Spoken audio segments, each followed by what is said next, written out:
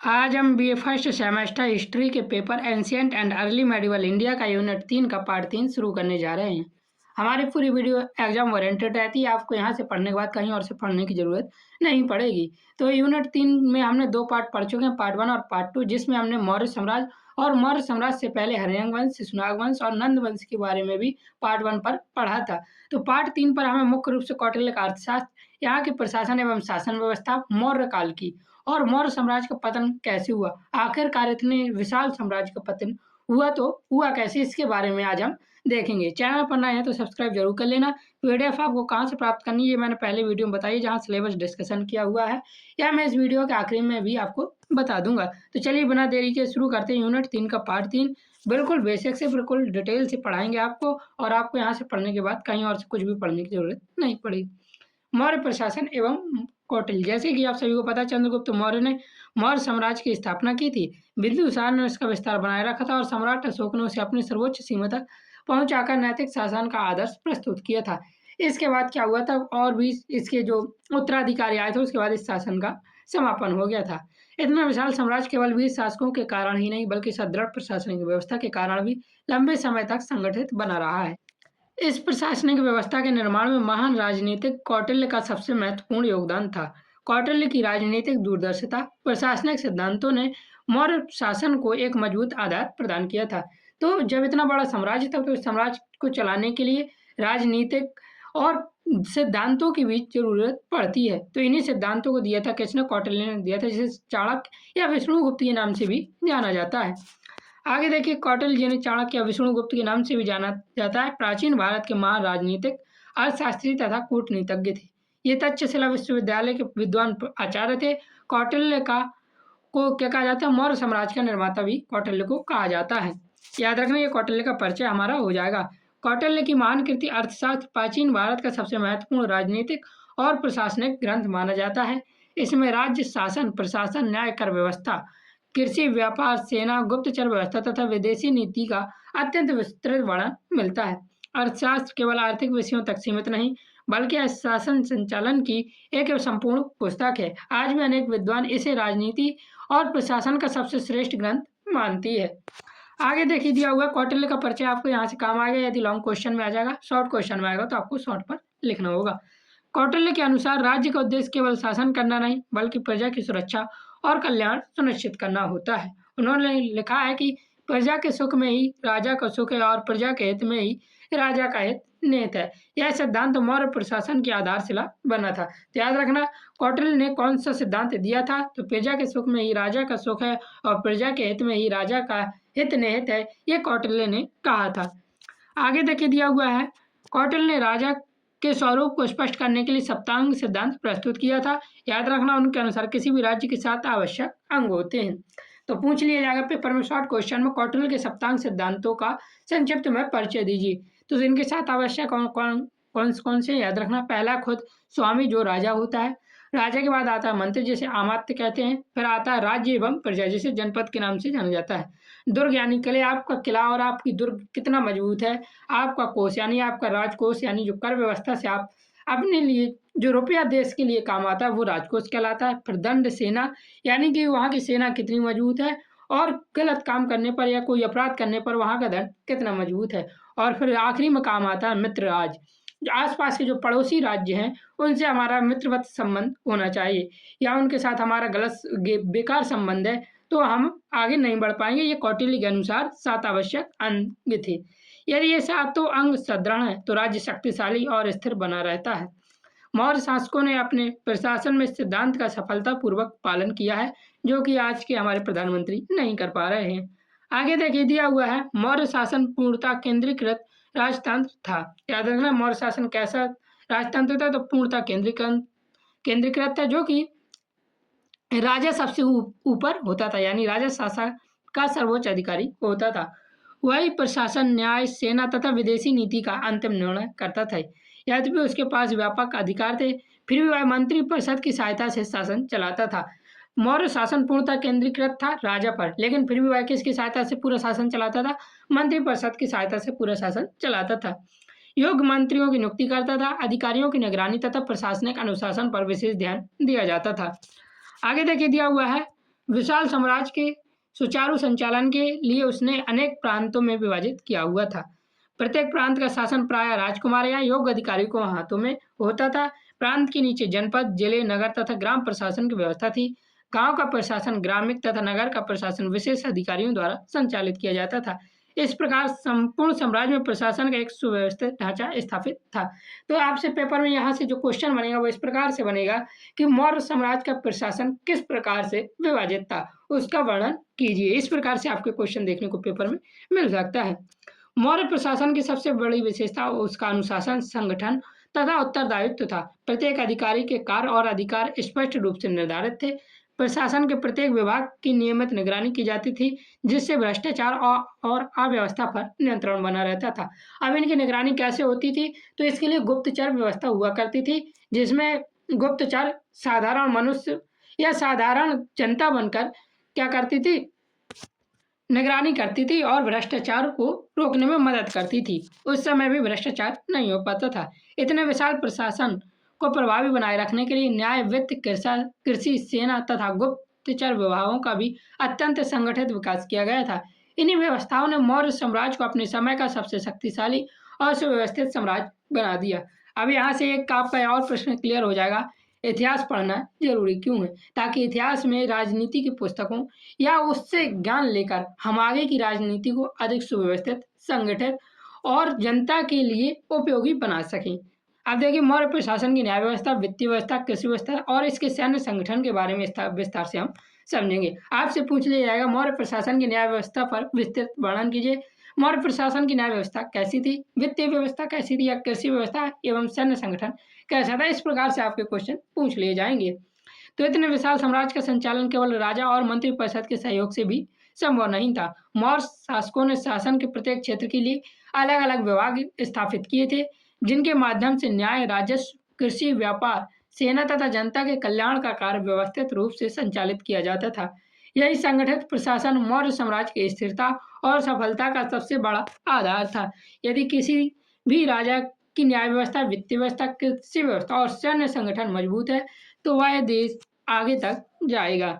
आगे देखिए दिया हुआ, मौर्य काल में न्याय व्यवस्था अत्यंत सुदृढ़ और सुव्यवस्थित थी। तो अब यहाँ से न्याय व्यवस्था का हम विस्तृत वर्णन करते हैं। तो इसकी न्याय व्यवस्था कैसी थी, अत्यंत सुदृढ़ और व्यवस्थित थी। राज्य सर्वोच्च न्यायाधीश माना जाता था, इसके ऊपर कोई भी और ऊपर नहीं होता था, किंतु उसके अधीन विभिन्न स्तरों पर न्यायालय स्थापित थे, जैसे ग्राम, नगर तथा प्रांतीय स्तर पर अधिकारी न्याय प्रदान करते थे। राजा सर्वोच्च न्यायाधीश होता था, किंतु उसने अपने नीचे भी विभिन्न स्तरों के न्यायालय स्थापित किए थे, जो कि न्याय प्रदान करते थे। आपने भी अपने गांव में देखा होगा, एक नगर पंचायत बैठ जाती है और वही लोग न्याय कर लेते हैं। तो इस प्रकार से होता था। न्याय करते समय साक्ष्य, गवाह तथा परिस्थितियों का ध्यान भी रखा जाता था। कौटिल्य ने न्याय को राज्य का महत्वपूर्ण कर्तव्य माना और स्पष्ट किया कि न्याय के बिना राज्य में शांति और व्यवस्था बनाए रखना संभव नहीं है। आगे देखिए दिया हुआ है, न्याय व्यवस्था के साथ साथ दंड व्यवस्था भी कठोर थी। अपराध की प्रकृति के अनुसार दंड निर्धारित किया जाता था। चोरी, डकैती, हत्या, राजद्रोह, भ्रष्टाचार तथा अन्य गंभीर अपराधों के लिए कठोर दंड का प्रावधान भी था। कौटिल्य का मत था कि उचित दंड से समाज में अनुशासन बना रहता है और अपराधों पर नियंत्रण किया जा सकता है। इसलिए मौर्य साम्राज्य की दंड व्यवस्था बहुत ही कठोर मानी जाती है। आगे देखिए दिया हुआ है, मौर्य काल की वित्तीय व्यवस्था। अभी तक हमने न्याय व्यवस्था देखा, अब देखते हैं यहाँ की वित्तीय व्यवस्था कैसी थी। तो वित्तीय व्यवस्था अत्यंत संगठित थी। राज्य की आय का प्रमुख स्रोत भूमि कर था। समानता कृषकों से उनके उपज का लगभग 1/6 भाग यानी 1/6 लगभग 16.66% भाग कर के रूप में लिया जाता था। इसके अतिरिक्त व्यापार, सीमा शुल्क, खनिज, वन, सिंचाई, पशुपालन तथा विभिन्न उद्योगों से भी राज्य को आय प्राप्त होती थी। राजकोष का उपयोग सेना, प्रशासन, सार्वजनिक निर्माण तथा जन कल्याण के कार्यों में किया जाता था। कौटिल्य ने अर्थशास्त्र में राजकोष को राज्य की शक्ति का प्रमुख आधार माना है। तो कौटिल्य ने अर्थशास्त्र में राजकोष को क्या माना है, तो राज्य की शक्ति का प्रमुख आधार माना है, ये याद रखना। आगे देखिए दिया हुआ है, मौर्य शासकों ने कृषि को विशेष महत्व दिया। अधिकांश जनता कृषि पर निर्भर थी, इसलिए किसानों की सुरक्षा तथा सिंचाई की व्यवस्था पर विशेष ध्यान दिया जाता था। नहरों, बांधों तथा जलाशयों का निर्माण कराया जाता था ताकि कृषि उत्पादन में वृद्धि हो सके। गुजरात में निर्मित प्रसिद्ध सुदर्शन झील इस नीति का उत्कृष्ट उदाहरण है। तो मैं आपको सुदर्शन झील से रिलेटेड कुछ चीज़ें बता देता हूँ, क्योंकि ये बहुत इंपॉर्टेंट झील है और आपके बीए के एग्जाम के साथ साथ वनडे एग्जाम में भी महत्वपूर्ण है। तो जो सुदर्शन झील है, या गिरनार पर्वत के निकट जूनागढ़ गुजरात में स्थित थी। इसके निर्माता कौन थे? तो चंद्रगुप्त मौर्य थे। और चंद्रगुप्त मौर्य ने खुद तो बनाई नहीं होगी, तो इसके राज्यपाल थे पुष्यगुप्त वैश्य। इनके देखरेख में इस सुदर्शन झील का निर्माण हुआ था। फिर अशोक के यवन अधिकारी एक थे, उन्होंने इसका क्या किया था? पुनर्निर्माण करवाया था या इसकी मरम्मत करवाई थी। और अशोक ने खुद तो करवाया नहीं था, तो इसलिए उनके अधिकारी का नाम था तुषार तुषास्फ, ऐसा कुछ करके नाम था। फिर इसका प्रथम प्रमुख मरम्मत करवाई थी रुद्रदामन प्रथम ने 150 ईस्वी में, याद रखना। और द्वितीय प्रमुख मरम्मत स्कंदगुप्त के समय प्रणदत्त और चक्रपालित द्वारा करवाया गया था। इसके प्रमुख स्रोत जूनागढ़ शिलालेख है, जो कि रुद्रदामन और स्कंदगुप्त का अभिलेख माना जाता है। याद रखना, प्रसिद्ध सुदर्शन झील का यह बहुत इंपॉर्टेंट झील है और पेपर में बार बार दोहराई भी जाती है, ये याद रख लेना। आगे दिया भी हुआ है, इसका निर्माण चंद्रगुप्त मौर्य के शासनकाल में उसके प्रांतीय अधिकारी पुष्यगुप्त द्वारा कराया गया था। बाद में क्या हुआ था? अशोक के समय इसमें सुधार किए गए थे। अशोक के समय किसने सुधार किया था? तो तुषासफ ने किया था, जो कि अशोक का यवन अधिकारी था। आगे भी इसकी मरम्मत होती रही, जो मैंने आपको बता दी है। इस झील के माध्यम से सिंचाई की सुविधा उपलब्ध कराई गई, जिससे कृषि और व्यापार दोनों का लाभ हुआ। आगे देखिए दिया हुआ, कृषि के अतिरिक्त व्यापार और उद्योग को भी राज्य का संरक्षण प्राप्त था। वस्तुओं के मापतौल, मूल तथा व्यापारिक गतिविधियों पर सरकारी अधिकारियों की निगरानी रहती थी। इससे व्यापार में ईमानदारी बनी रहती थी और राजस्व में वृद्धि होती थी। आगे देखिए दिया हुआ है, मौर्य साम्राज्य की सबसे बड़ी शक्ति उसकी विशाल और संगठित सेना थी। यूनानी लेखक मेगास्थनीज, जो कि चंद्रगुप्त मौर्य के शासनकाल में भारत आया था, आपको पता होगा। और किसने भेजा था? तो इसे तो सेलुकस निकेटर ने भेजा था, जो कि सिकंदर का सेनापति था। तो देखिए आगे दिया हुआ है, इसी ने मेगास्थनीज की पुस्तक इंडिका थी, जो मैंने आपको पहले बताई है। इसके अनुसार मौर्य सेना में लगभग लाखों पैदल सैनिक थे। ये कब की बात है? जब चंद्रगुप्त मौर्य का शासनकाल था। हजारों घुड़सवार, रथ, हाथी सम्मिलित थे। सेना के संचालन के लिए एक विशेष विभाग भी यहाँ पे बना हुआ था। इसी विभाग में 6 समितियों में विभाजित किया गया था। प्रत्येक समिति सेना के एक विशेष अंग का निरीक्षण या देखरेख करती थी, जिसमें पैदल सेना का अलग, घुड़सवार सेना का अलग, रथ सेना अलग, गज सेना अलग, नौसेना तथा राजस्व व्यवस्था अलग अलग की देखरेख करती थी। 6 विशेष अंग थे और 6 विशेष चीजों की देखरेख करती थी। आगे देखिए दिया हुआ है, मौर्य सेना का अनुशासन अत्यंत कठोर था। सैनिक को नियमित वेतन दिया जाता था तथा उनके प्रशिक्षण पर भी विशेष ध्यान दिया जाता था। सीमा सुरक्षा, आंतरिक शांति तथा साम्राज्य के विस्तार में सेना की महत्वपूर्ण भूमिका थी। इसी शक्तिशाली सेना के कारण चंद्रगुप्त और अशोक जैसे शासक इतने विशाल साम्राज्य पर सफलतापूर्वक शासन कर सके। राजा तो खुद शासन करता है, लेकिन उस शासन को बनाए रखने में किसका योगदान होता है? तो सैनिकों का योगदान होता है और वहां की प्रजा का योगदान होता है। आगे देखिए दिया हुआ है, मौर्य प्रशासन की एक अन्य महत्वपूर्ण विशेषता उसकी गुप्तचर व्यवस्था थी, जो कि आज की सरकार के पास बिल्कुल अच्छी नहीं बची है। कौटिल्य के अनुसार राजा को राज्य के प्रत्येक भाग की जानकारी होनी चाहिए। इसके लिए गुप्तचर विभिन्न वेश धारण करके अधिकारियों तथा जनता की गतिविधियों पर भी निगरानी रखते थे। यदि कोई अधिकारी भ्रष्टाचार करता या राज्य के विरुद्ध षड्यंत्र रचता, तो उसकी तुरंत सूचना राजा तक पहुंच जाती थी। आजकल तो अधिकारी का क्या लेना देना रिश्वत के बारे में आप सभी लोग भी जानते हैं। पुलिस स्टेशन जाओ पुलिस स्टेशन में, और डीएम के पास जाओ तो वहाँ पर, कोर्ट पर जाओ तो वहाँ पर, हर जगह रिश्वत ही रिश्वत चलती है। लेकिन उस समय मौर्य साम्राज्य के समय भी ऐसा कुछ भी नहीं हो पाता था। बिल्कुल भी भ्रष्टाचार नहीं था इतिहासकारों के अनुसार। इस व्यवस्था ने प्रशासन को अधिक प्रभावी और अनुशासित बनाया है। आगे देखिए दिया हुआ है, इस प्रकार न्याय, दंड, वित्त, कृषि, व्यापार, सेना तथा गुप्तचर व्यवस्था, इन सभी विभागों ने मिलकर मौर्य प्रशासन को अत्यंत संगठित और शक्तिशाली बनाया। यही कारण है कि मौर्य साम्राज्य अपने समय का सबसे सुव्यवस्थित प्रशासन वाला साम्राज्य माना जाता है और भारतीय प्रशासनिक इतिहास में इसका विशेष स्थान भी है।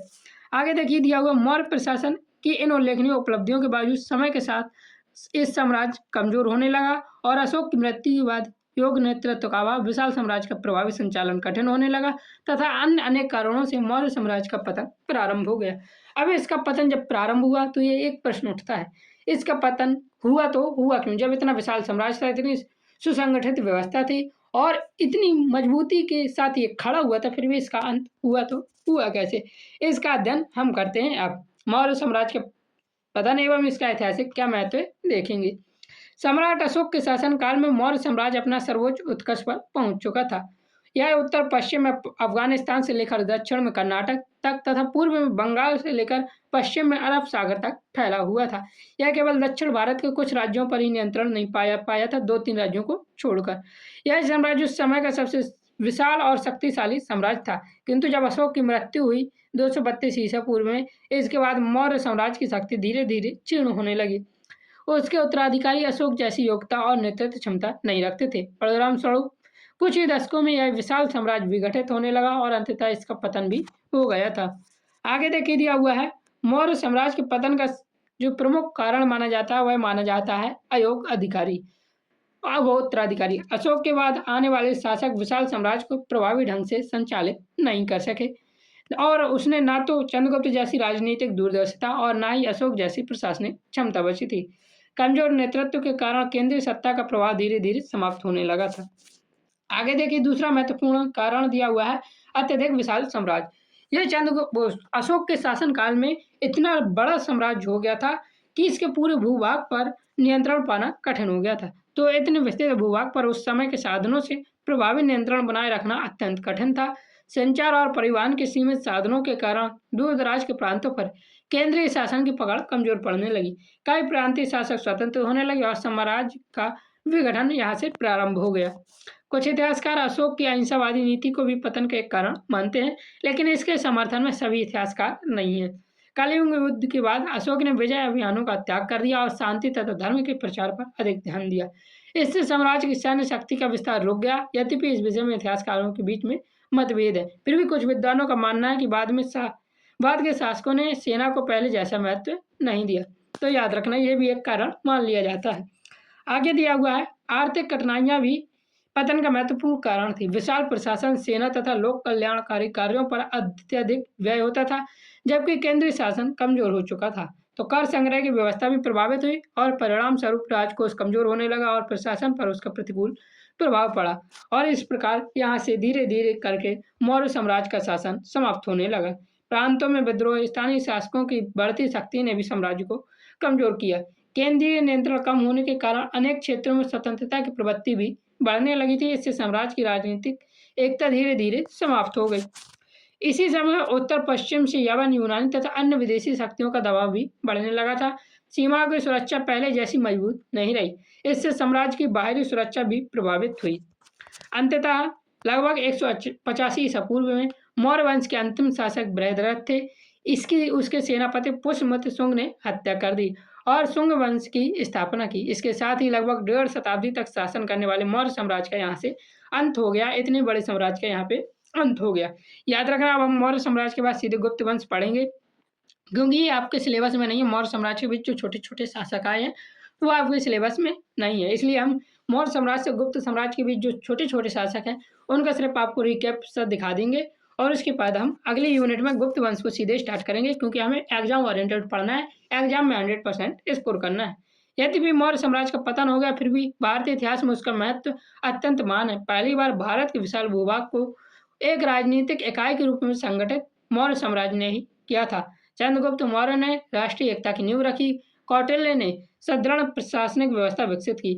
अशोक ने शासन को नैतिकता, शांति तथा जन कल्याण से जोड़कर विश्व इतिहास में एक आदर्श स्थापित किया था। यहाँ से आगे देखिए दिया हुआ है, मौर्य काल में प्रशासन, न्याय व्यवस्था, कर व्यवस्था और गुप्तचर तंत्र, सेना, सड़क निर्माण, सिंचाई, व्यापार तथा विदेशी संबंधों का जो विकास हुआ उसने आगे आने वाले भारतीय राज्यों के लिए आदर्श प्रस्तुत किया। अर्थशास्त्र और मेगास्थनीज की इंडिका, अशोक के शिलालेख तथा स्तंभ लेख आज भी मौर्य काल के सबसे महत्वपूर्ण ऐतिहासिक स्रोत हैं। तो याद रखना, मौर्य काल के सबसे महत्वपूर्ण स्रोत कौन कौन से हैं? तो कौटिल्य का अर्थशास्त्र और मेगास्थनीज की इंडिका, ये मौर्य काल के इतिहास के सबसे महत्वपूर्ण स्रोत माने जाते हैं, और अशोक के शिलालेख तथा स्तंभ लेख। आगे देखिए दिया हुआ है, इस प्रकार मौर्य साम्राज्य केवल भारत का प्रथम विशाल साम्राज्य ही नहीं था, बल्कि उसने भारतीय राजनीति, प्रशासन, संस्कृति तथा नैतिक शासन की ऐसी परंपरा स्थापित की जिसका प्रभाव आने वाली अनेक शताब्दियों तक बना रहा। इसलिए मौर्य काल को भारतीय इतिहास का एक स्वर्णिम और युग निर्माणकारी काल भी माना जाता है। पूछ लिया जाएगा प्रश्न में, लॉन्ग क्वेश्चन में ये पूछा जाएगा, मौर्य काल को भारतीय इतिहास का स्वर्णिम और युग निर्माणकारी काल क्यों माना जाता है? तो आपको लॉन्ग क्वेश्चन में ऊपर से लेके नीचे तक पूरा ही लिखना होगा। इस प्रकार आपकी यूनिट 3 को हमने पूरी तरह से समाप्त कर दिया है। यहाँ से आपकी यूनिट 3 समाप्त हुई। यदि आप इसका पीडीएफ चाहते हैं तो आपको टेलीग्राम पर मैसेज करना होगा। पीडीएफ पेड में है, फ्री में नहीं है पीडीएफ। उसके लिए लिंक डिस्क्रिप्शन पर मिल जाएगा टेलीग्राम पर मैसेज करने के लिए। फ्री के लिए बिल्कुल भी मैसेज ना करें, पीडीएफ आपको पेड मिलेगा। चैनल पर नए हैं सब्सक्राइब जरूर कर लीजिए, क्योंकि आपके लिए मैं ऐसी ही वीडियो लाता रहूँगा और भी सब्जेक्ट की। जय हिंद, जय भारत, राधे राधे।